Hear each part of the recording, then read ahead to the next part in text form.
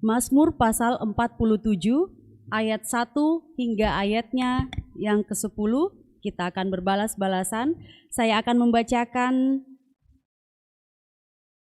kalimat yang tercetak keluar dan jemaat akan membacakan kalimat yang tercetak ke dalam. Kita mulai.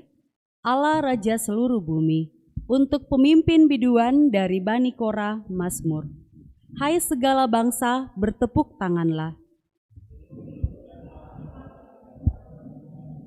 Sebab Tuhan yang Maha Tinggi adalah dahsyat. Ia menaklukkan bangsa-bangsa ke bawah kuasa kita. Ia memilih bagi kita tanah pusaka kita. Allah telah naik dengan diiringi sorak-sorai.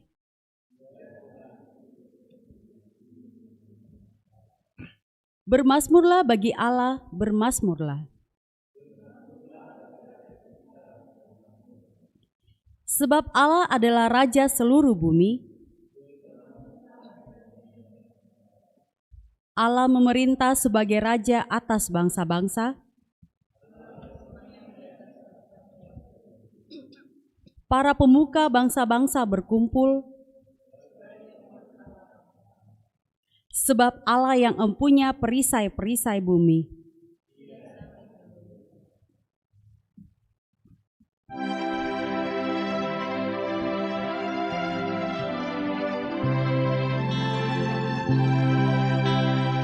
Isi dunia sorak-sorailah, mari bertepuk bagi Allahmu dan elukanlah Raja mulia.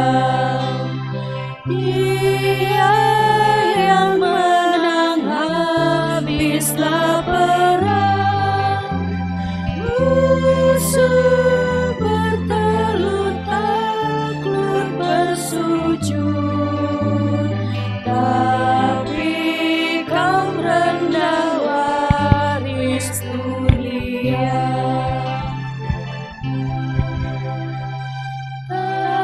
Tatanya kudus Maha Tinggi terus, isi dunia sujud menyembah. Para pembesar satu padulah, ikut beriman Allah Abraham. Besar dunia dikuasainya, Maha mulia Raja semesta.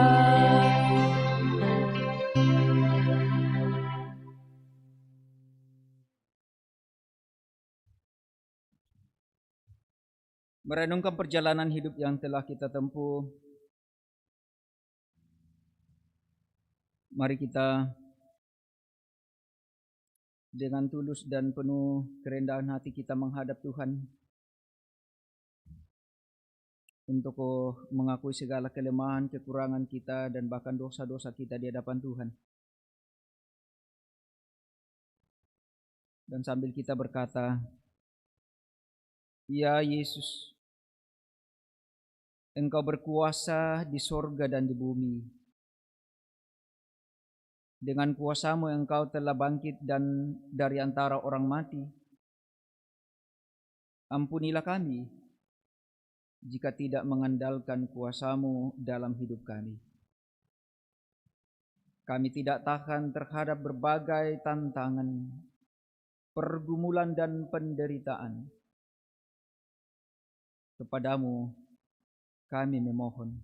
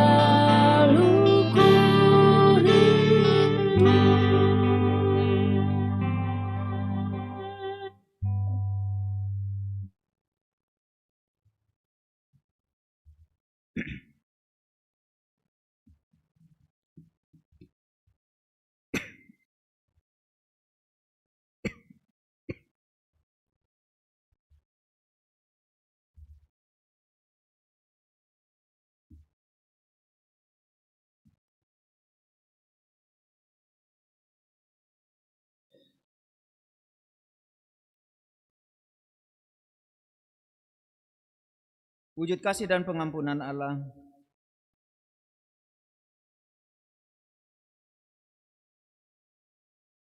atas segala dosa kita. Mari kita menyatakan syukur kita.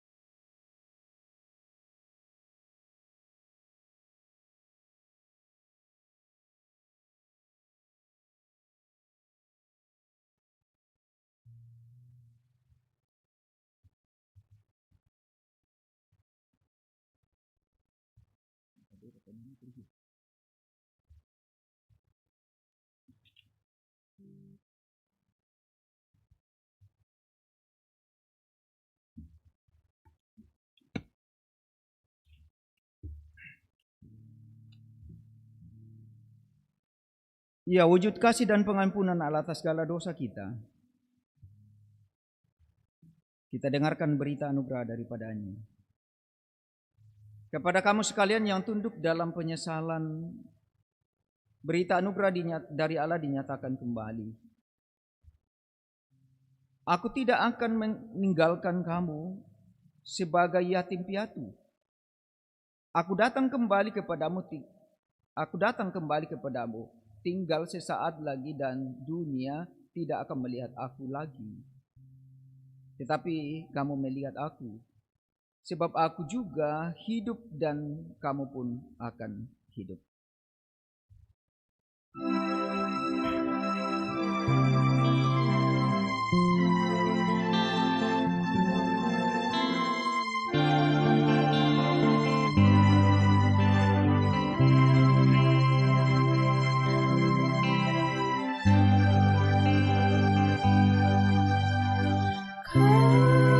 Kasih paling aku dari Tuhanku.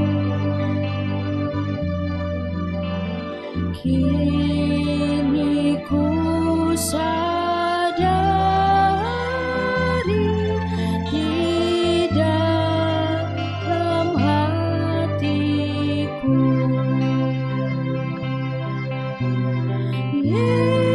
Yesus Maha Kasih dan Maha Kudus, korbankan dirinya agar ku ditebus.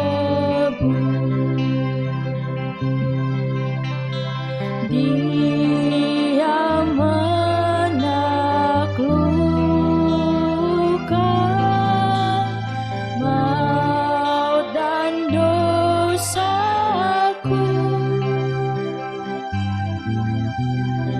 Dia memberikan segalanya untukku.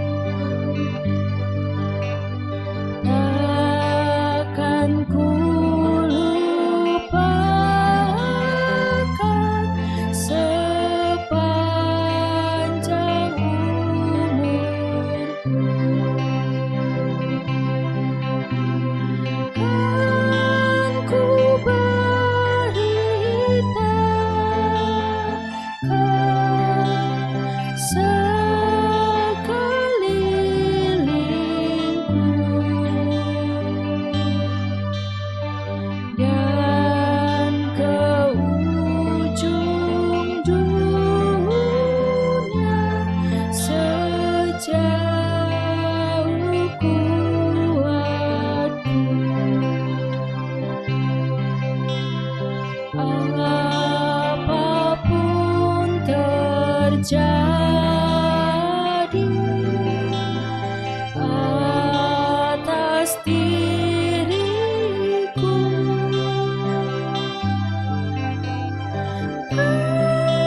Akan ku lepaskan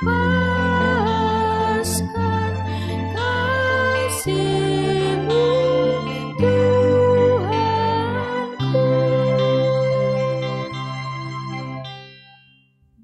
Saatnya kita akan membaca, mendengar, dan merenungkan sabda Tuhan. Sebelum kita berdoa, mari kita siapkan bagian Alkitab kita yang akan kita baca pada saat ini untuk mendengarkan firman Tuhan. Pembacaan yang pertama dari Kisah Para Rasul 1 ayat 1 sampai 11. Pembacaan kedua dari Efesus 1 ayat 15 sampai 23.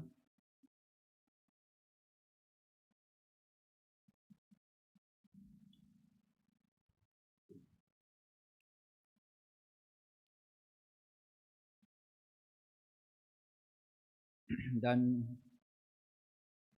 pembacaan yang ketiga dari Injil Lukas pasal 24 ayat 44 sampai 53, tetapi saya akan baca mulai dari ayat 36 sampai 53.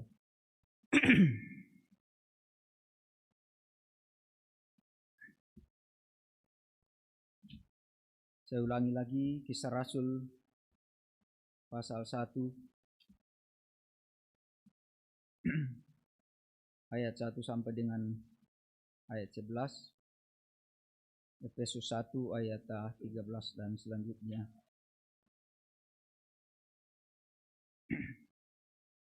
Kalau semua sudah siap, mari kita berdoa. Allah yang kudus, Bapa yang rahmani, yang kami sembah dan muliakan sepanjang hidup kami siang dan malam.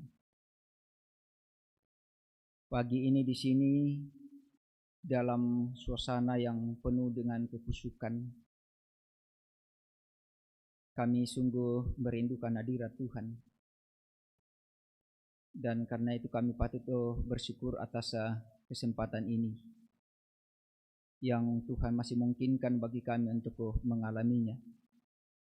Meskipun kami masih harus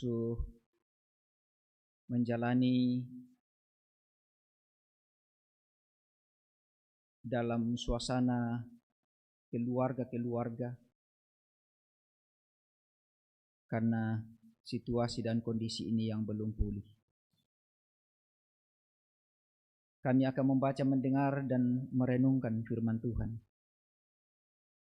Kami mohon Roh Kudus memenuhi, menguasai hati pikiran kami. Hikmat Tuhan melingkupi kami, agar oleh kekuatan roh dan hikmat Tuhan, dalam kami membaca, mendengar, dan merenungkan firman Tuhan, kami diberi pengertian. Hamba yang penuh dengan keterbatasan dan kelemahan ini, yang tidak cakap lidah untuk berkata-kata dan tidak pandai untuk berbicara, bahkan dalam membicarakan tentang firman Tuhan. Hamba hanya berserah dalam tuntunan roh dan hikmat Tuhan untuk berbicara lewat hati pikiran hamba dan bahkan berkata-kata melalui lidah dan bibir hamba, sehingga apa yang terungkap dari mulut hamba sungguh untuk kemuliaan hormat bagi nama Tuhan. Ya Tuhan, suci kuduskan kami agar kami layak berada di hadirat Tuhan. Dan bersabdalah Tuhan, kami siap mendengarkan. Dalam keampunan Kristus Tuhan dan Juru Selamat kami yang hidup, kami berdoa. Amin.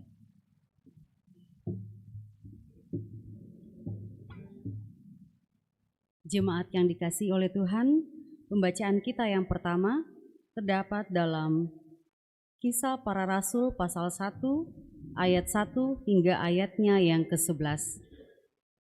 Kisah Para Rasul pasal 1 ayat 1 hingga ayatnya yang ke-11. Beginilah firman Tuhan. Roh Kudus dijanjikan. Hai Theophilus, dalam bukuku yang pertama, aku menulis tentang segala sesuatu yang dikerjakan dan diajarkan Yesus, sampai pada hari ia terangkat. Sebelum itu, ia telah memberi perintahnya oleh Roh Kudus kepada rasul-rasul yang dipilihnya. Kepada mereka ia menunjukkan dirinya setelah penderitaannya selesai. Dan dengan banyak tanda ia membuktikan bahwa ia hidup. Sebab selama 40 hari ia berulang-ulang menampakkan diri dan berbicara kepada mereka tentang kerajaan Allah. Pada suatu hari ketika ia makan bersama-sama dengan mereka, ia melarang mereka meninggalkan Yerusalem dan menyuruh mereka tinggal di situ menantikan janji Bapa yang demikian katanya, "Telah kamu dengar daripadaku, sebab Yohanes membaptis dengan air, tetapi tidak lama lagi kamu akan dibaptis dengan Roh Kudus." Maka bertanyalah mereka yang berkumpul di situ, "Tuhan, maukah engkau pada masa ini memulihkan kerajaan bagi Israel?" Jawabnya, "Engkau tidak perlu mengetahui masa dan waktu yang ditetapkan Bapa sendiri menurut kuasanya.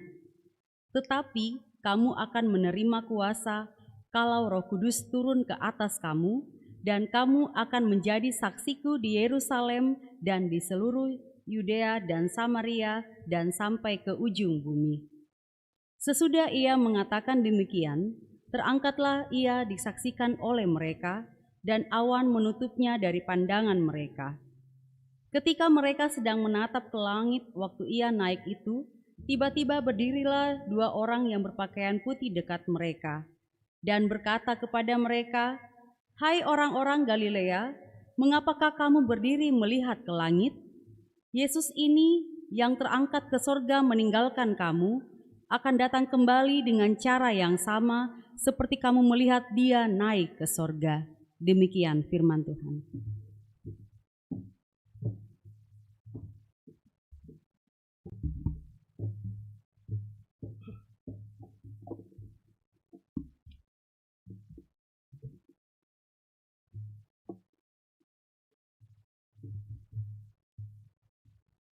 Pembacaan firman Tuhan yang kedua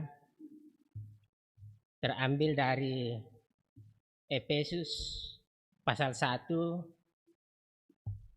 ayatnya yang ke-15 sampai ayatnya yang ke-23.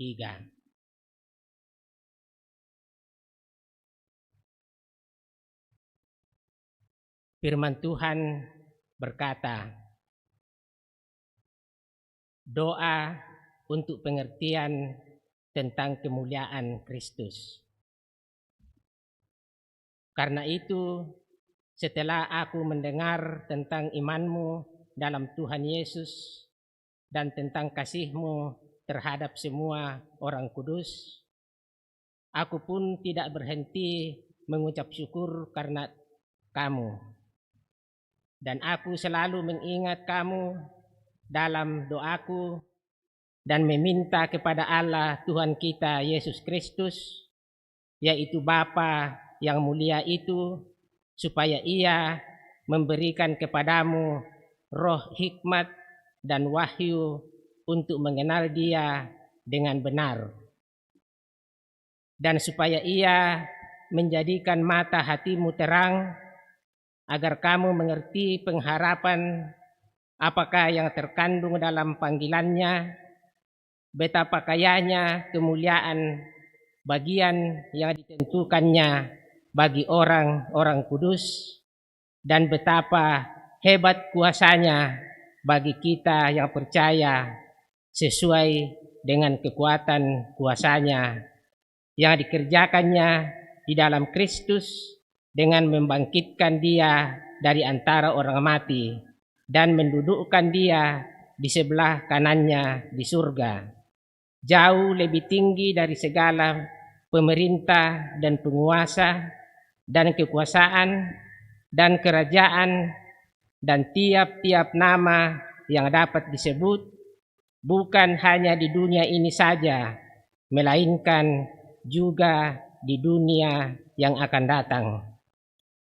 Dan segala sesuatu telah diletakkannya di bawah kaki Kristus, dan Dia telah diberikannya kepada jemaat sebagai kepala dari segala yang ada. Jemaat yang adalah tubuhnya, yaitu kepenuhan Dia yang memenuhi semua dan segala sesuatu. Demikian firman Tuhan.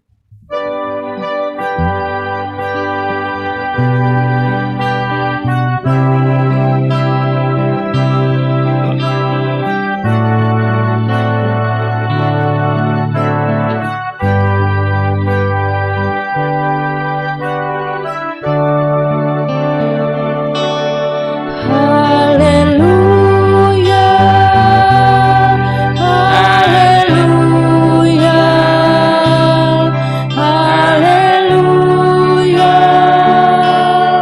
haleluya,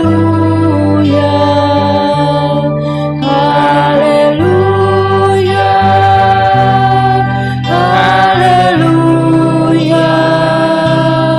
haleluya,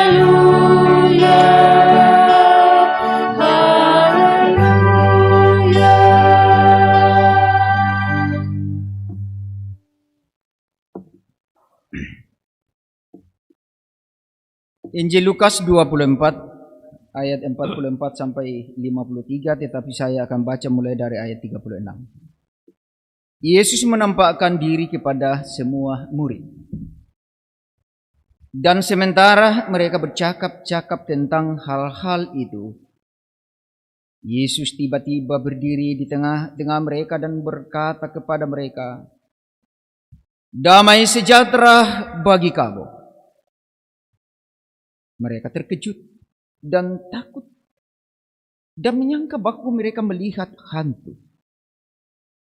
Akan tetapi Ia berkata kepada mereka, "Mengapa kamu terkejut dan apa sebabnya timbul keraguan di dalam hati kamu? Lihatlah tanganku dan kakiku, aku sendirilah ini. Rabalah aku dan lihatlah. Karena hantu tidak ada daging dan tulangnya, seperti yang kamu lihat ada padaku." Sambil berkata demikian, Ia memperlihatkan tangan dan kakinya kepada mereka. Dan ketika mereka belum percaya karena girangnya dan masih heran, berkatalah Ia kepada mereka, "Adakah padamu makanan di sini?" Lalu mereka memberikan kepadanya sepotong ikan goreng. Ia mengambilnya dan memakannya di depan mata mereka. Ia berkata kepada mereka, "Inilah perkataanku yang telah kukatakan kepadamu ketika aku masih bersama-sama dengan kamu, yakni bahwa harus digenapi semua yang ada tertulis tentang aku dalam kitab Taurat Musa dan kitab Nabi-Nabi dan kitab Mazmur." Lalu Ia membuka pikiran mereka sehingga mereka mengerti kitab suci. Katanya kepada mereka, "Ada tertulis demikian, Mesias harus menderita dan bangkit dari antara orang mati pada hari yang ketiga. Dan lagi, dalam namanya berita tentang pertobatan dan pengampunan dosa harus disampaikan kepada segala bangsa, mulai dari Yerusalem. Kamu adalah saksi dari semuanya ini. Dan aku akan mengirim kepadamu apa yang dijanjikan Bapakku. Tetapi kamu harus tinggal di dalam kota ini sampai kamu diperlengkapi dengan kekuasaan dari tempat tinggi." Lalu Yesus membawa mereka keluar kota sampai dekat Betania. Di situ ia mengangkat tangannya dan memberkati mereka.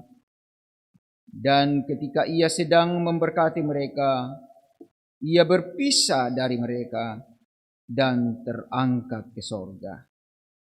Mereka sujud menyembah kepadanya. Lalu mereka pulang ke Yerusalem dengan sangat sukacita. Mereka senantiasa berada di dalam bait Allah dan memuliakan Allah. Yang berbahagia, kata Tuhan Yesus, ialah setiap orang yang mendengarkan firman Allah dan yang memeliharanya. Yang percaya firman ini katakan amin.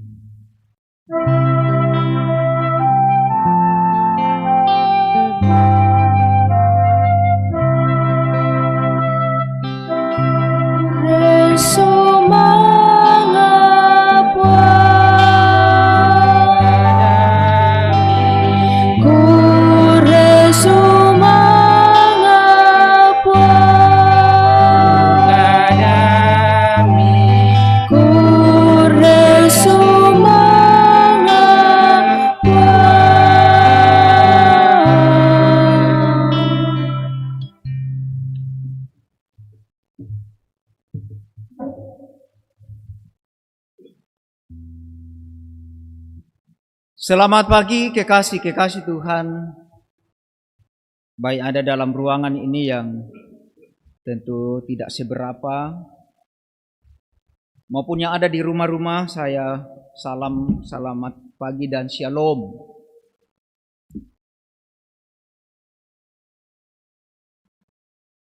Hari ini kita dalam suasana sukacita. Tetapi selaku jemaat Tamalate tentu kita juga saat ini mengalami duka cita. Kalau para murid dulu mengalami beberapa kali duka cita. Duka cita saat Yesus ditangkap. Berduka karena mereka mengatakan kita ternyata telah memberi harapan palsu.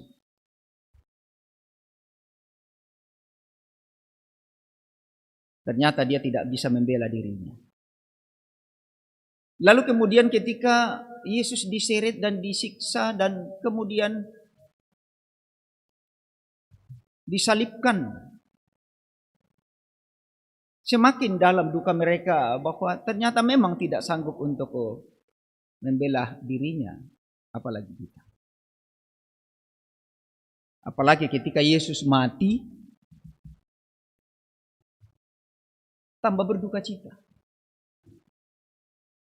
Yesus dikubur, berduka cita. Itu sebabnya maka mereka berkumpul, membincangkan itu kekecewaan mereka. Ketika Yesus bangkit, mulai mereka lagi dalam kebingungan, betulkah ini terjadi? Mereka masih dihantui dengan berbagai macam hal. Bercampur baur, ada duka, ada sukacita. Berduka cita karena dipikir Yesus masih dalam kubur. Tapi di sisi lain mereka bersuka cita karena mereka mendengar kabar Yesus sudah bangkit. Memperlihatkan dirinya kepada murid-murid dan kepada banyak orang, masih bercampur baur bukan mereka. Ini duka terakhir mereka akan tuai setelah beberapa waktu kemudian. Setelah dia bangkit, lalu memperkenalkan diri, meneguhkan mereka kepada soal kebangkitannya, bahwa benar-benar dia bangkit, dialah yang bangkit. Setelah kebangkitannya sampai kenaikan ke surga, ada berapa hari Yesus berada bersama mereka? Ya, Ada berapa hari? 40 atau 50 hari. Kini duka yang akan mereka alami karena Yesus akan mengatakan, aku akan pergi lagi. Wah. Bayangkan sudah mereka mengalami, wah Yesus kembali bangkit, kita mengalami sukacita lagi bersama-sama dengan dia. Kita tidak akan kekurangan lagi, betul-betul kita akan memenangkan suasana ini. Tapi ketika Yesus mengatakannya, aku akan pergi, mereka berduka cita lagi. Di beberapa tempat kekasih-kekasih Tuhan, kalau orang berduka cita ada sesuatu yang menjadi hilang pada mereka. Di salah satu suku di Irian katanya. Ini karena sayanya membaca. Keluarga yang berduka, setiap kali berduka, maka ruas jari mereka dipotong. Jadi kalau ada 20 kali berduka cita, berarti habislah ruas-ruas jari tangan dan kaki dipotong. Belum lagi kalau beruntun itu duka cita, tangan mungkin kelingking dipotong. Belum sebulan dipotong lagi jari manis. Bagaimana itu duka dirasakan itu? Ya, sekalipun murid tidak merasakan sakitnya dipotong, tetapi merasakan bahwa kehilangan. Nah, dalam konteks kekristenan ini menjadi sebuah kesaksian. Menjadi bukti bahwa orang ini pernah mengalami duka. Kalau orang Irian tadi yang dipotong ruas jarinya, itu membuktikan bahwa orang itu baru saja berduka. Kalau dua jarinya hilang ruasnya, berarti 2 kali dia mengalami duka yang begitu mendalam. Kalau sudah semua habis sampai jari kaki, berarti 20 kali mengalami duka. Nah, kalau misalkan sudah habis, ada lagi duka. Tentu apa yang harus dibuat? Kalau sudah habis, berarti bagaimana orang menanggung duka itu yang begitu dalam. Dan ini menyaksikan bagi orang bahwa orang ini sungguh-sungguh mengalami beban derita yang amat dalam. Nah, ini kesaksian yang terlihat dari secara fisik. Nah, dalam konteks kekristenan kalau kita berbicara soal bersaksi, tidak lain adalah memberitakan Injil. Memberitakan kabar sukacita, kabar baik tentang keselamatan yang datang dari Allah di dalam Kristus. Dan ini merupakan salah satu panggilan utama orang Kristen. Bagaimana harus menjadi saksi? Panggilannya akan keluar dari mulut. Dan ini oleh Yesus sendiri memanggil. Kristus sendiri yang memanggil, dan Kristus sendiri mengatakan, kamu adalah saksi dari semuanya. Bahwa setelah kebangkitan dari antara orang mati, Tuhan Yesus 2 kali mengulangi perintah untuk bersaksi. Pertama, dalam Yohanes dalam Matius. Matius 28 ayat 19 dan 20. Yang kita sebut biasa amanat agung yang seringkali kita ungkapkan. Amanat agung Yesus. Apa itu bersaksi? Tuhan Yesus menginginkan orang-orang percaya untuk pergi dan menjadikan semua bangsa menjadi muridnya. Perintah ini mengandung keterlibatan kita dalam penginjilan, keikutsertaan kita dalam memenuhi perintah untuk menginjili. Karena sebelum seseorang dimuridkan, ia harus terlebih dahulu diselamatkan. Nyata dalam pembacaan kita tadi. Dipanggil dan mengakui dosanya, dia akan diselamatkan. Kalau kita tidak mengakui dosa kan tidak layak untuk itu.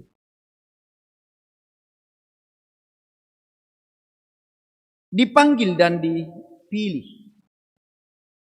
Dalam pemanggilan kita mengakui diri kita adalah orang berdosa dan kemudian kita diampuni dan kemudian kita dijadikan umat yang kudus. Lalu kemudian kita disuruh pergi. Itu yang pertama.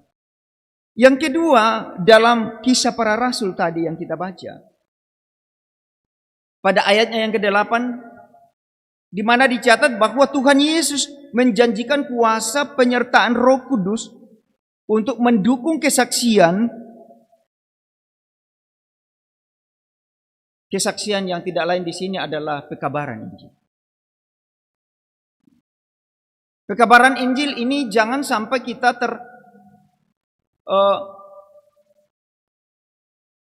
pikirkan bahwa pekabaran Injil itu seperti orang-orang yang diutus khusus.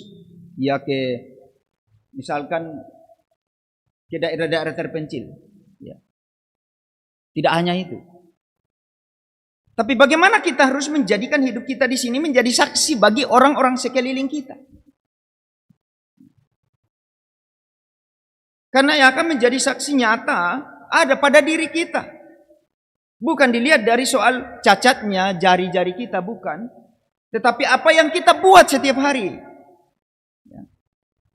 Nah, bagaimana kita akan menjadikan murid Yesus bagi orang-orang yang belum mengenal Yesus? Ketika mereka melihat saja kita, mereka mengatakan, apa bedanya dengan aku dan mereka? Apa bedanya? Kalau saya suka misalkan contohnya, maaf, ini alergi sekali ini jamaah Tamalate kalau saya katakan, kalau kita sering minum, orang-orang di luar yang sering minum mengatakan, oh itu saja. Bahkan mereka minum di lokasi yang sebenarnya harus steril dari alkohol. Kalau di rumah-rumah masing-masing terserah. Orang tidak lihat. Tapi kalau di lokasi, misalkan lokasi gereja ini, dan orang melintas, orang mengatakan itu orang Kristen pasti itu. Karena dalam lingkungan gereja. Tapi kita kan selalu mengatakan, aduh, ini kan kita masih di sini. Lalu di mana kita akan menjadi saksi? Perlihatkan itu. Belum lagi ya, mohon maaf. Bagi majelis gereja yang perokok. Setelah masih di dalam badan, habis gereja, sudah mulai berasap di pinggir konsistori. Lalu orang lewat melihat. Sementara di tempat yang lain, bebas asap rokok. Orang sementara dianjurkan pemerintah untuk jaga jarak, kita malah kumpul-kumpul. Lalu kita mengatakan, ya jangan sampai corona melemahkan iman kita. Betulkah bahwa orang-orang yang menjauhi kerumunan itu adalah orang yang lemah imannya? Tapi justru orang-orang yang mau ikut bersaksi dengan pemerintah bahwa kita melawan penyebaran COVID-19. Tapi kita kadang mencela orang-orang yang berusaha untuk turut mendukung program seperti itu. Dengan berbagai alasan untuk pembelaan diri kita. Di mana kita harus bersaksi? Ini bersaksi. Bersaksi juga sebagai hak istimewa yang Tuhan anugerahkan bagi setiap kita. Panggilan yang otomatis kita harus lakukan. Panggilan yang harus kita tunaikan. Panggilan yang harus kita nyatakan bagi dunia ini. Karena Yesus mengatakan, aku mengutus kamu ke dalam dunia. Karena itu janganlah kamu serupa dengan dunia. Kalau ada yang mau mengatakan pembelaan itu, coba nyatakan pembelaan yang lainnya. Yesus mengatakan, aku mengutus kamu ke dalam dunia, tidak apa-apalah kamu serupa dengan dunia. Adakah firman seperti itu? Selain sebagai perintah, bersaksi juga sebagai sesuatu yang harus kita nyatakan segera. Karena inilah misi kita di dunia ini. Misi dan apa visinya di dalam. Misi kita bersaksi dan visinya adalah membawa orang-orang masuk menjadi muridnya Yesus. Menjadikan segala bangsa menjadi murid Yesus. Itu jadi visinya.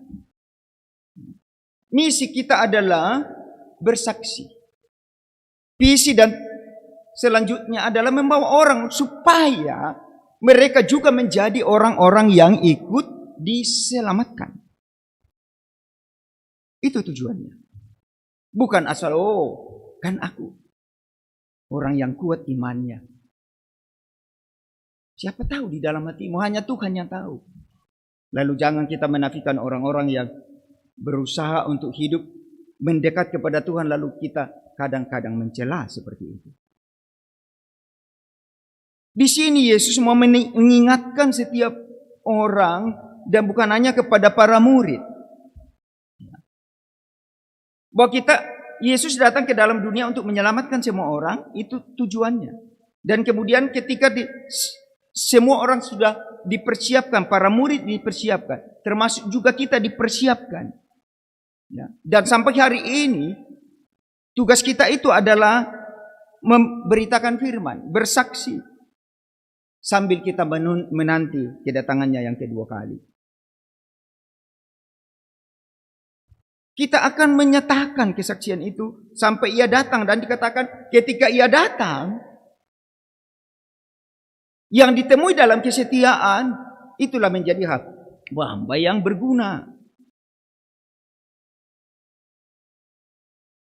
Hamba-hamba yang menurut firman. Sebagai ungkapan dan respon imannya terhadap keselamatan yang sudah dianugerahkan. Nah karena itu marilah kita yang sudah dibangkitkan Kristus dari kematian dosa. Ya kita ini semua telah ditebus dari dosa. Artinya bahwa kita semua telah dibangkitkan dari dosa. Diselamatkan dari kebinasaan. Marilah kita menjalankan makna pemberitaan ini. Kebangkitan Yesus adalah membawa makna bagi kita. Bahwa kita akan menjadi saksinya Tuhan.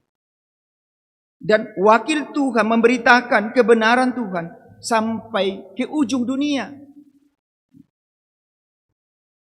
Jangankan kita mau ke ujung dunia sana.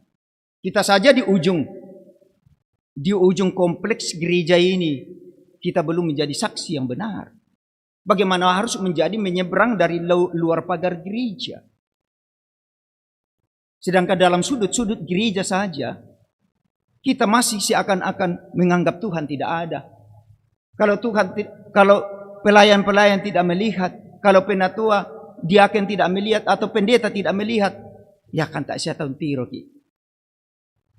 Di mana imannya itu? Di dalam Injil Yohanes pasal 15 ayat 27 dikatakan, tetapi kamulah juga yang harus bersaksi. Karena kamu dari semula bersama-sama dengan aku, kata Yesus kepada muridnya. Dan karena itu juga kita ini adalah dari semula ketika kita menyatakan aku percaya. Maka dari saat itu juga kita bersiap menyatakan kesaksian bagi Kristus. Itulah sebabnya dalam pengakuan kita ketika kita dibaptis. Ada pertanyaan-pertanyaan dikatakan kita berusaha menjaga kemurnian dan kekudusan ajaran. Ya. Saat kita itu dibaptis, pertanyaan yang anjuran dan perintah yang dianjurkan bagi kita harus menjaga kemurnian dan kekudusan ajaran. Berulang lagi kepada, misalkan kalau kita dipilih menjadi panitia salah satu kegiatan gereja, ataukah dipilih jadi penatua dan diaken, diungkap lagi soal itu, menjaga kesucian dan kekudusan ajaran. kemurnian ajaran. Tapi justru kadang kita yang menodai kemurnian dan kekudusan ajaran itu. Dia yang memberikan penghiburan bagi kita, seperti yang diberikan kepada muridnya. Pemeliharaannya nyata dalam rohnya. Dan itulah yang meneguhkan kita di sini. Bahwa kalau kita benar-benar sungguh menerima tuntunan Roh Kudus dan kita meyakini bahwa Allah telah mengutus Roh Kudus ke dalam hati kita, maka kita harus mengaminkan bisikan Roh Kudus, bukan bisikan orang-orang lain. Kalau ada orang yang justru membisikkan hal yang lain, berarti itu adalah bisikan-bisikan roh-roh jahat. Nah, karena itu dalam kesempatan yang lain firman juga mengatakan, ujilah setiap roh, apakah roh itu berasal dari Allah atau bukan. Jika ada roh yang mengajak kita untuk memfitnah orang, menjelekkan orang, berarti roh itu bukan Roh Kudus, itu roh setan. Apalagi kalau kita melihat orang, oh tidak ada mau kebaikan dalam orang ini. Padahal bukan perbuatannya, dikenakan padanya bagaimana supaya orang ini kelihatan di depan orang lain betul-betul tidak ada kebaikan padanya. Segala macam. Ini harus menjadi bukti dari kehidupan kita. Akan menjawab pertanyaan Yesus. Akan menjawab perintah Yesus. Kamu adalah saksi dari semuanya ini. Nah, bagaimana kita akan menjadi saksi jika kita masih dikendalikan oleh kenikmatan-kenikmatan duniawi? Pertanyaan bagi kita, kalau kita masih dikendalikan oleh kenikmatan duniawi, sementara kita mengatakan aku memiliki iman, ya. Apakah kita memang miliknya Kristus ataukah miliknya dunia? Menjawab pertanyaan ini, saudara-saudara, mari kita belajar terhadap Nuh. Bagaimana Nuh sebagai seorang diri yang tinggal untuk menuruti firman Tuhan, sementara orang lain tidak peduli. Lalu Nuh tekun dengan kesaksiannya menuruti firman. Apa yang terjadi? Kalau corona sudah masuk 5 bulan ini, Nuh berada dalam batra 5 bulan. Kesetiaannya melakukan firman Tuhan. Kita melihat misalkan bagaimana Ayub, bagaimana Daud, bagaimana Musa setia dalam melakukan firman Tuhan, menyatakan kesaksiannya di depan orang-orang yang tidak percaya. Bagaimana Daud, bagaimana Ayub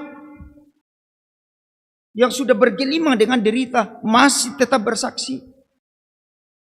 Bagaimana dengan Estefanus yang sudah dalam ambang maut, dia masih bersaksi tentang kebenaran Kristus.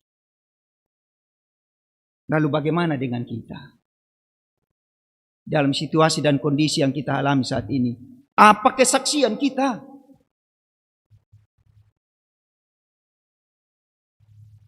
Rasul Petrus memberikan kesaksian dalam Kisah Rasul 3 ayat 12-20, memberikan kesaksian tentang kematian dan kebangkitan Yesus Kristus yang dikemukakan lewat khotbah yang penuh kuasa di Serambi Salomo, Bait Allah di Yerusalem. Dengan tegas Petrus bersaksi tentang siapa Yesus yang adalah pemimpin kepada hidup dan membawa keselamatan bagi mereka. Petrus yang telah dipulihkan dari kejatuhan dengan tegas bersaksi bahwa oleh kuasa Allah di dalam Kristus, orang lumpuh dapat berjalan, disembuhkan. Orang mati dibangkitkan. Orang sakit disembuhkan, orang lumpuh dibuat berjalan. Orang lapar dipenuhi kebutuhan hidupnya. Bagaimana kita harus belajar kepada mereka? Perikop yang kita baca dari Efesus pasal 1 ayat 15-23. Doa Paulus kepada jemaat di Efesus bagaimana ia mencerminkan kerinduan Allah yang tertinggi bagi setiap orang percaya dalam Kristus. Dia berdoa agar pekerjaan Roh Kudus dapat lebih meningkat. Pertanyaan bagi kita. Dalam sehari berapa kali kita berdoa tentang bagaimana Roh Kudus bekerja dalam kehidupan kita? Mungkin hanya waktu kita mau makan. Tapi adakah Roh Kudus kita ungkapkan di situ? Bagaimana? Mungkin ketika kita mau tidur, mungkin ketika kita bangun. Dan setelah itu tidak ada lagi. Kita isi dengan aktivitas-aktivitas yang mungkin lebih menggiurkan dan menyenangkan kita. Bahkan mungkin dalam keadaan-keadaan yang seperti itu kita malah tidak ingat Tuhan lagi. Saudara-saudara, dalam Lukas yang kita baca di sini, mau mengingatkan bagi kita bahwa tujuan Yesus datang pada saat itu adalah meneguhkan kembali iman mereka, iman para murid yang telah goyah, yang dilanda duka cita, yang bercampur baur dengan sukacita. Pertemuan terakhir, perpisahan yang akan mereka alami dalam perjumpaan pada malam itu, mau mengingatkan bahwa Petrus yang pernah menyangkal, para murid yang masih dalam keraguan dikokohkan, diteguhkan dalam imannya. Lihatlah aku. Aku inilah dia, kata Yesus. Bahwa aku benar-benar bangkit. Dan bukan hantu. Hantu tidak punya daging, tidak punya tulang. Itu sebabnya maka Yesus minta ikan goreng. Mengapa harus ikan goreng? Ya mungkin berangkat dari tradisi kalau mungkin hantu ya tidak bisa makan hal-hal yang seperti itu. Pasti kedengaran empuk itu ikan goreng. Yesus minta untuk itu supaya mereka di depan mata mereka, Yesus melakukan sesuatu yang sudah dilakukan oleh mereka, makan dan minum.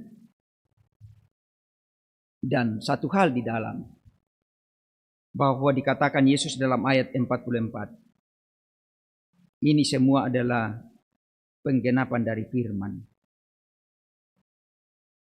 Yakni bahwa harus digenapi semua yang ada tertulis tentang aku dalam kitab Taurat Musa.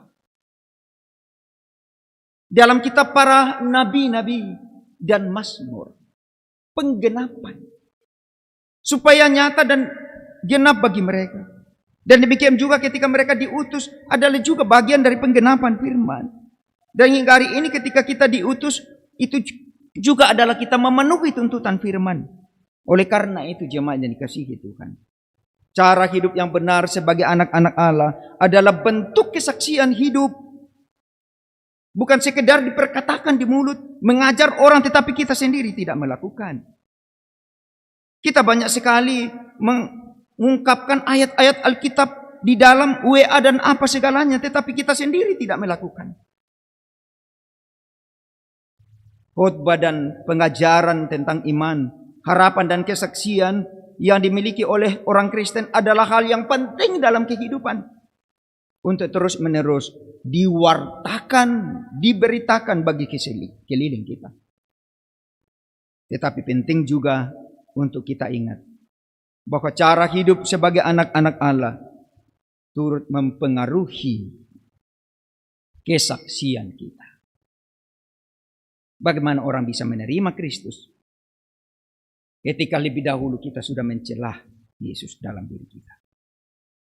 Setiap orang percaya mesti sadar bahwa tujuan dari kesaksian adalah agar orang yang mengalami pertobatan memiliki hidup dalam kebenaran seperti Kristus.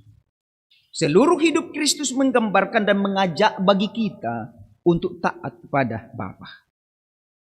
Karenanya cara hidup yang benar dari orang-orang percaya terhadap Kristus akan menolong orang lain untuk datang dan melihat bagaimana cara hidup yang seharusnya sebagai anak-anak Allah.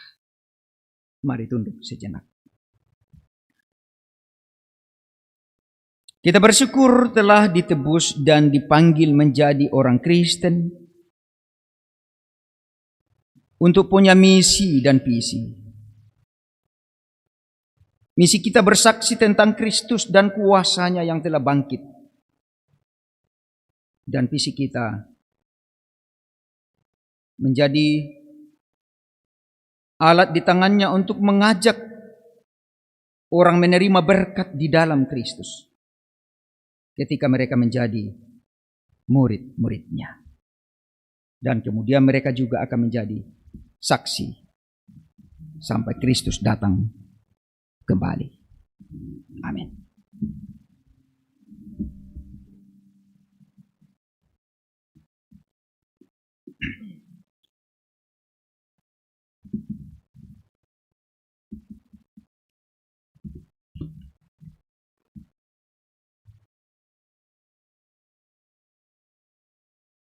Mari kita ucapkan doa Bapa kami. Bapa kami yang di surga, dikuduskanlah namamu. Datanglah kerajaanmu, jadilah kehendakmu di bumi seperti di surga. Berikanlah kami pada hari ini makanan kami yang secukupnya. Dan ampunilah kami akan kesalahan kami seperti kami juga mengampuni orang yang bersalah kepada kami. Dan janganlah membawa kami ke dalam pencobaan, tetapi lepaskanlah kami daripada yang jahat. Karena Engkau yang punya kerajaan dan kuasa dan kemuliaan sampai selama-lamanya. Amin.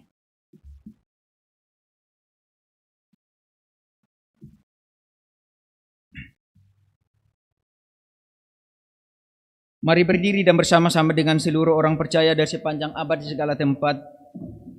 Kita ikrarkan pengakuan iman kita menurut pengakuan iman rasuli yang demikian bunyinya. Aku percaya kepada Allah, Bapa yang Maha Kuasa, Khalik langit dan bumi.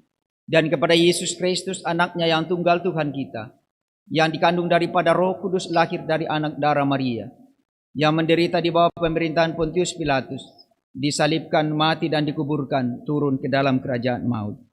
Pada hari yang ketiga bangkit pula dari antara orang mati, naik ke sorga, duduk di sebelah kanan Allah, Bapa yang Maha Kuasa, dan akan datang dari sana untuk menghakimi orang yang hidup dan yang mati.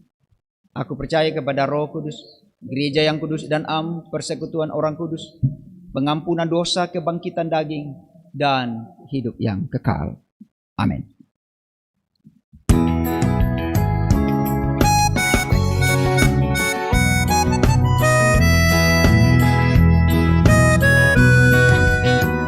Jika padaku ditanyakan apa akan ku beritakan pada dunia yang penuh penderitaan, kan ku sampaikan kabar baik pada orang-orang miskin, pembebasan bagi orang yang ditawan, yang buta dapat penglihatan, yang tertindas dibebaskan. Sungguh tahun rahmat Tuhan sudah tiba, kerajaan Allah penuh kurnia, itu berita bagi isi dunia. Jika padaku ditanyakan apa akan ku sampaikan pada dunia yang penuh dengan cobaan, aku bersaksi dengan kata tapi juga dengan karya, menyampaikan kasih Allah yang sejati. Telah tersedia bagi kita pengampunan dan anugerah, keselamatan dalam Kristus Puteranya. Kerajaan Allah penuh kurnia, itu berita bagi isi dunia.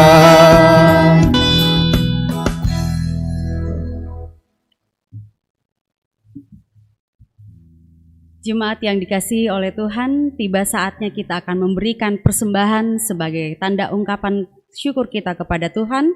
Dan nats persembahan kita untuk hari ini terambil dari Mazmur 30 ayatnya yang kelima.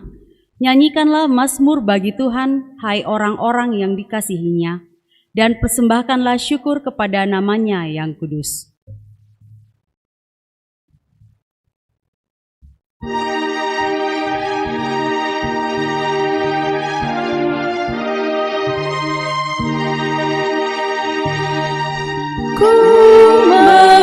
mengasihi Yesus Tuhanku, penghibur kalau hatiku gelisah, yang melepaskan orang dari susah. Wahai jiwaku, puji Tuhanmu.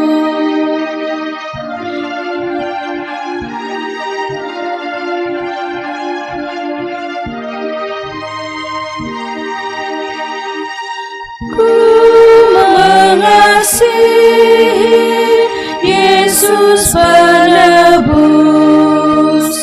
olehnya Taurat tak mengutuk lagi. Lunaslah sudah utang yang ditagih, dosa dihapus darah yang kudus.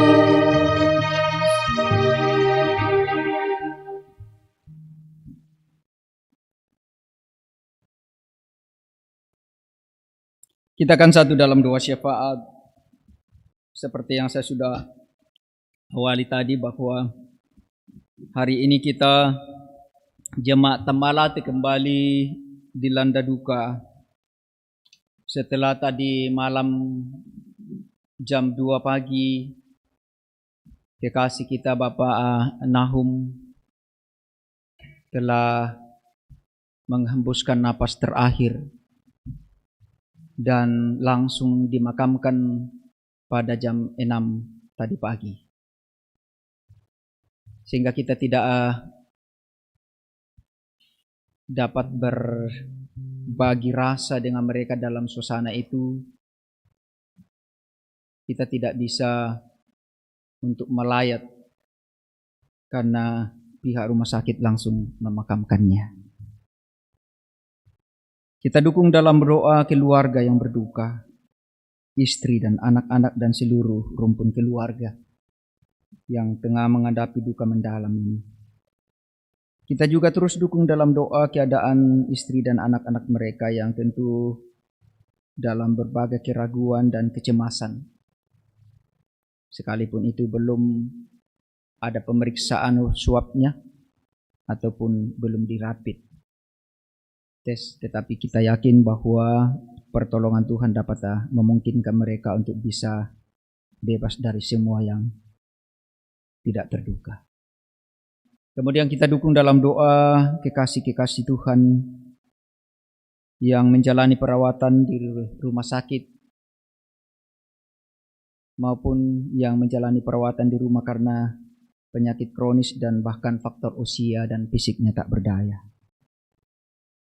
Juga kita terus dukung dalam doa para perawat, tim medik, dokter dan para mantri dan suster bidan yang berhadapan langsung dengan situasi dan kondisi sakit penyakit di tempat-tempat perawatan.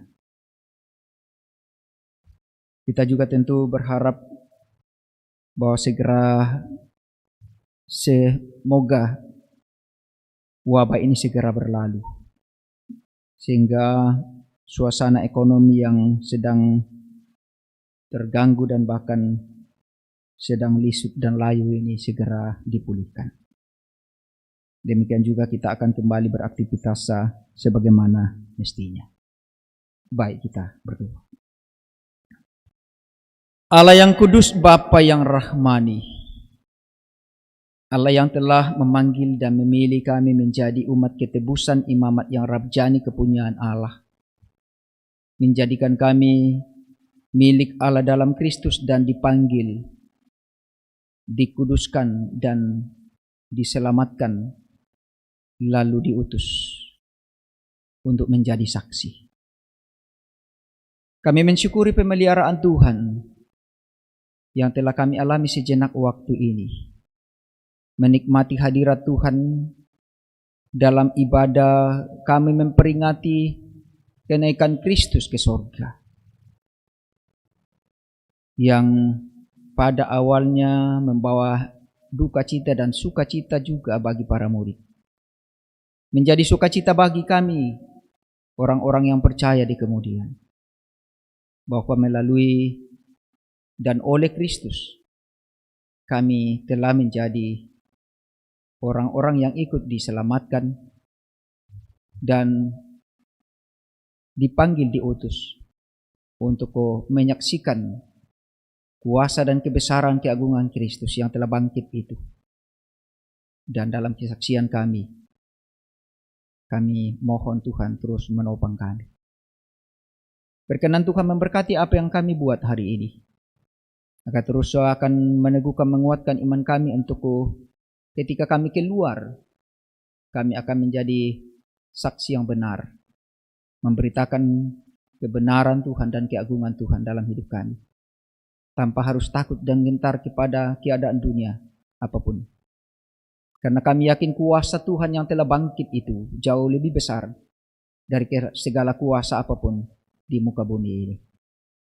Oh Tuhan, juga saat ini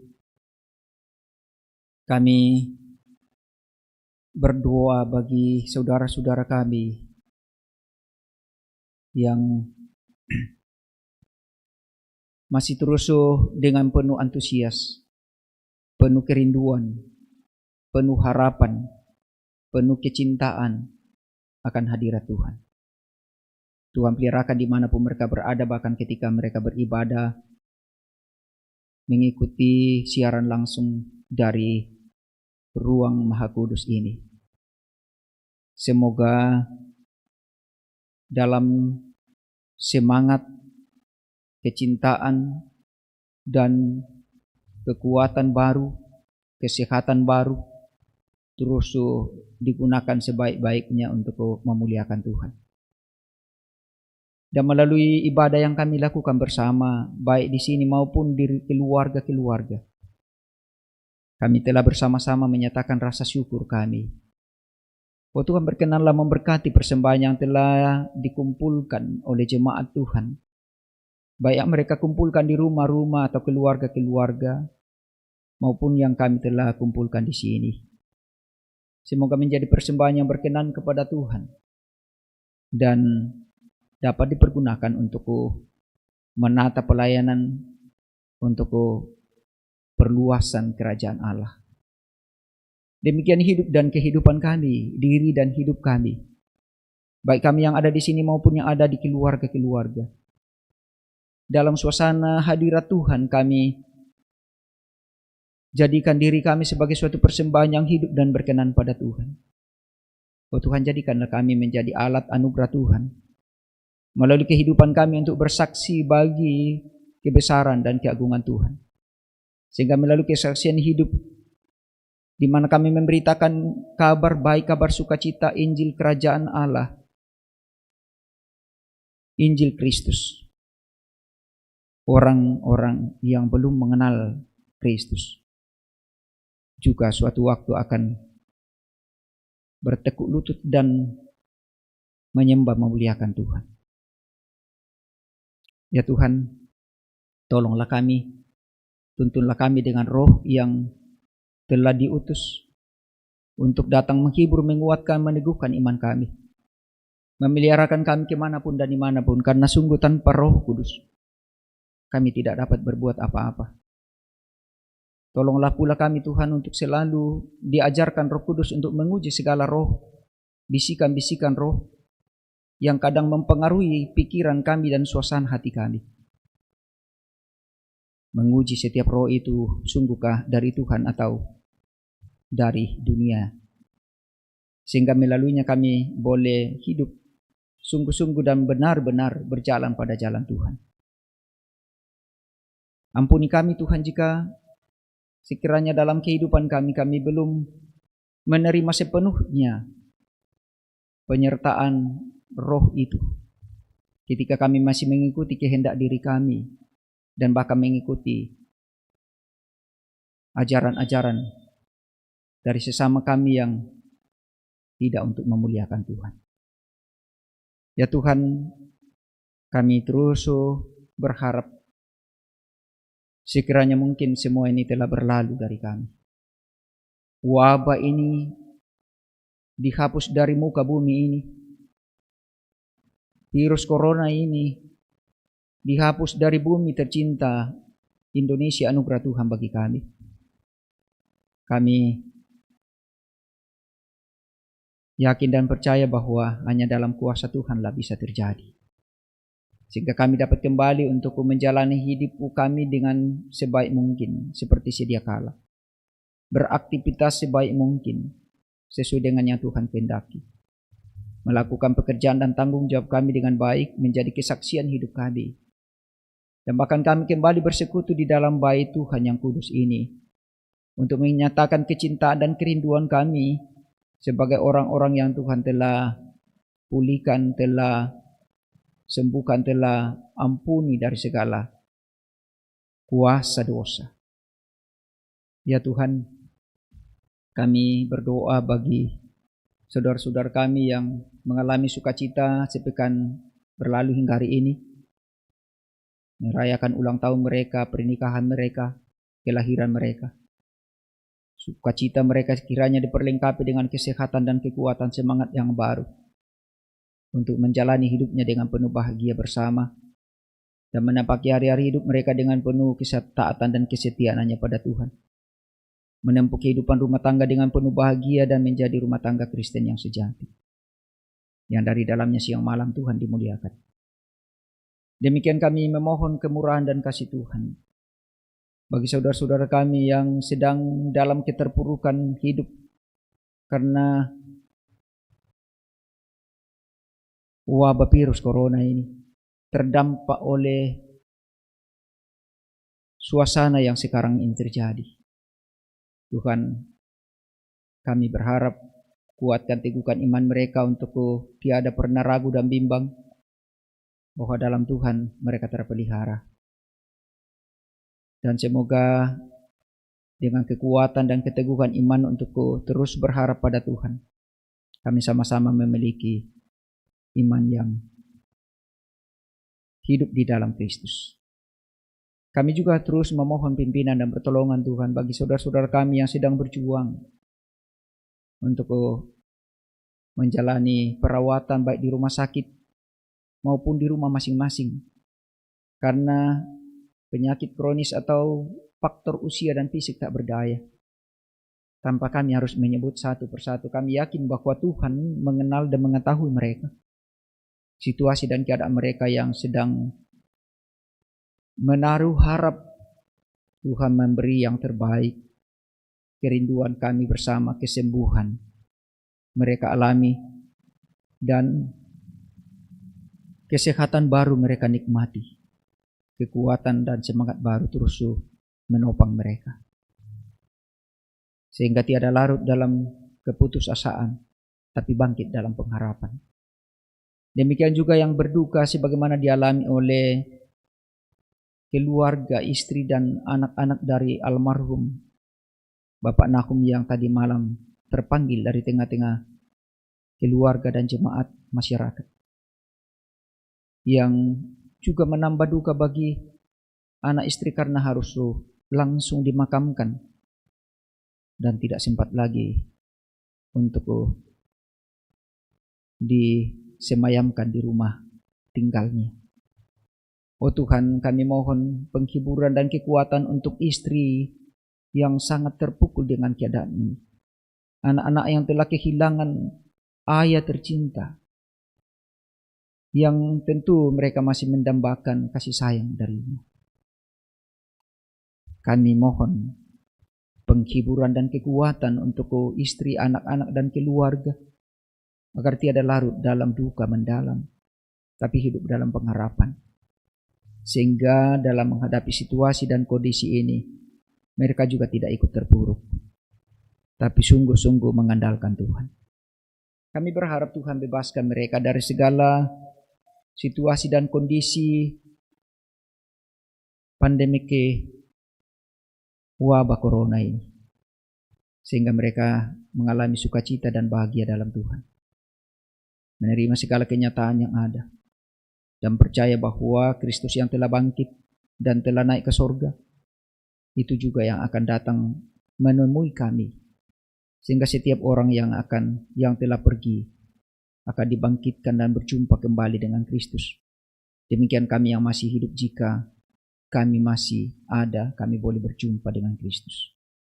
Oh Tuhan, kami mohon pimpinan dan pertolongan Tuhan pula untuk kehidupan jemaat Tuhan dalam berbagai hal.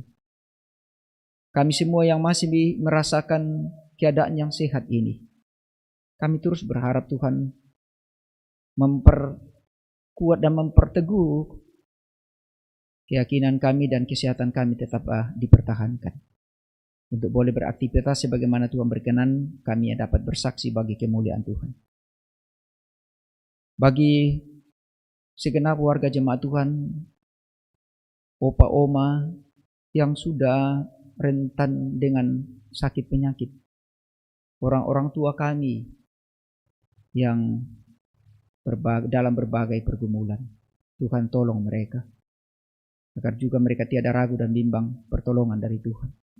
Iman mereka tetap dikuatkan untuk selalu waspada dan jaga-jaga, karena kami memenuhi perintah Kristus, berdoa dan berjaga-jagalah, supaya kami tidak jatuh dalam pencobaan. Tolonglah kami untuk menjalani bersama hidup ini, untuk kemudian suatu waktu nanti kami kembali berkumpul dengan sukacita dan bahagia. Kami berdoa bagi jemaat Tuhan yang mungkin terhalang di tempat-tempat yang jauh, entah di kampung halaman ataupun di rantau karena situasi ini. Kami mohon perlindungan Tuhan juga untuk mereka, semoga senantiasa dipelihara. Harapan kami kembali berjumpa dalam suasana kehidupan jemaat Tuhan di sini untuk memuliakan Tuhan. Kami mohon Tuhan lindungi segenap rumpun keluarga kami, orang tua kami, sanak saudara kami, anak dan cucu kami, cicit kami. Semoga selalu terpelihara dalam kuasa Tuhan. Penuh harap bahwa setelah semua menjadi tenang, teduh dan aman ini, kami kembali bersama-sama dalam keadaan yang penuh damai sejahtera. Tuhan, ketika kami akan kembali di dalam tengah-tengah kesibukan dan aktivitas kami berharap Tuhan menolong kami. Dapat ada dalam beberapa hari ini untuk kami kembali merayakan hari kemenangan Kristus bagi kami. Kami boleh kembali berkumpul dan memuliakan Tuhan. Pelayanan-pelayanan yang akan kami lakukan dalam tengah-tengah jemaat Tuhan, kami berharap Tuhan berkenan memberkati kami selaku penatua, diaken, pendeta, untuk tetap bahu-membahu bekerja sama, bergandengan tangan untuk melakukannya. Pada saudara-saudara kami selaku koordinator sektor, semoga senantiasa setia untuk melakukan pelayanan-pelayanan yang sedang juga mereka lakukan. Oh Tuhan, pimpin dan peliharakan anak-anak kami yang sedang dalam mengikuti pelajaran jarak jauh dari rumah ke sekolah, dalam mereka menghadapi persiapan untuk semester dan ulangan, dan yang sedang menghadapi ujian akhir. Tuhan berkenan memberkati. Semoga semuanya boleh berjalan dengan baik dan membawa hasil yang menggembirakan untuk mereka dapat melanjutkan studi. Tuhan, ini doa kami, dan kami juga berharap Tuhan memberkati pemerintah kami, agar juga senantiasa setia untuk mencanangkan pemerintahan itu sebaik-baiknya demi terwujudnya kehidupan masyarakat adil dan makmur. Ampunkan dosa kami Tuhan, sambut dan dengarkan kami yang datang berdoa bersyukur di dalam Kristus Yesus Tuhan dan Juru Selamat kami yang hidup. Amin.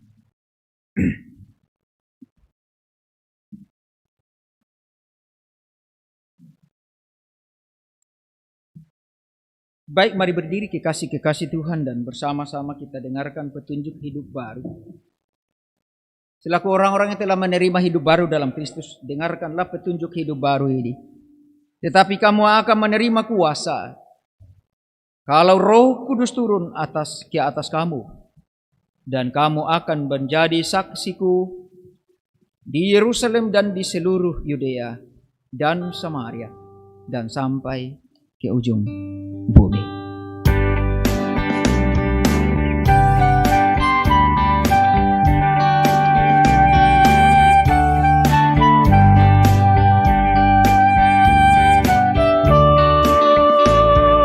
Janji yang manis kau tak kulupakan, kau terombang ambing lagi jiwaku.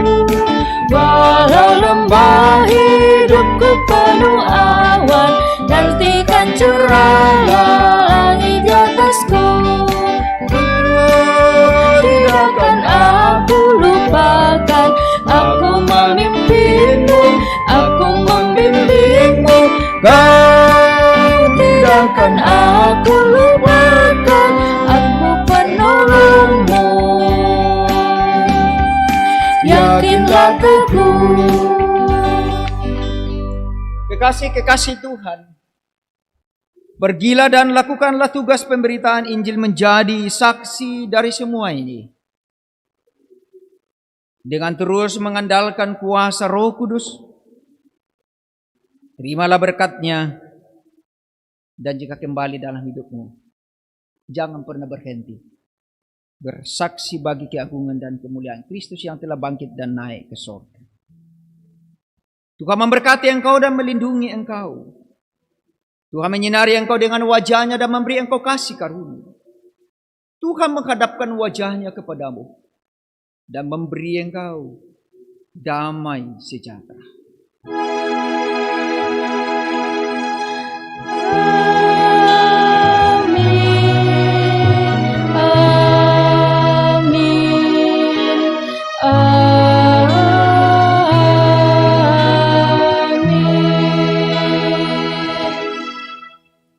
Terpujilah Kristus yang telah memakai hamba-Nya Bapak Pendeta Daud Sampebiri STH yang telah memberitakan firman pada hari ini, dan kami juga mengucapkan terima kasih kepada seluruh majelis yang bertugas, kepada Kantoria, kepada organis, dan pada seluruh kru yang bertugas dalam ibadah live streaming ini.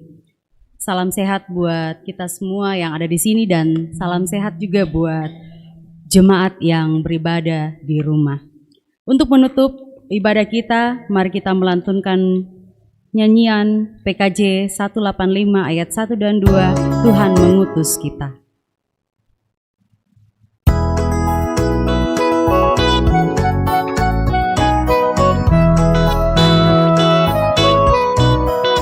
Tuhan mengutus kita ke dalam dunia, bawa pelita kepada yang gelap. Meski dihina serta dilanda duka, harus melayani dengan sepenuh. Dengan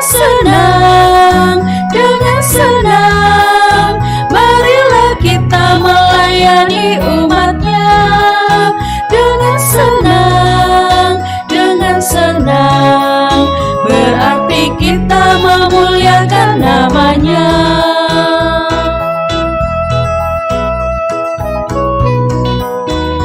Tuhan mengutus kita ke dalam dunia, bagi yang sakit dan tubuhnya lemah. Meski dihina serta dilanda duka, harus melayani dengan sepenuh. Dengan senang, marilah kita melayani umat-Nya. Dengan senang, berarti kita memuliakan nama-Nya. Tuhan memberkati kita semua.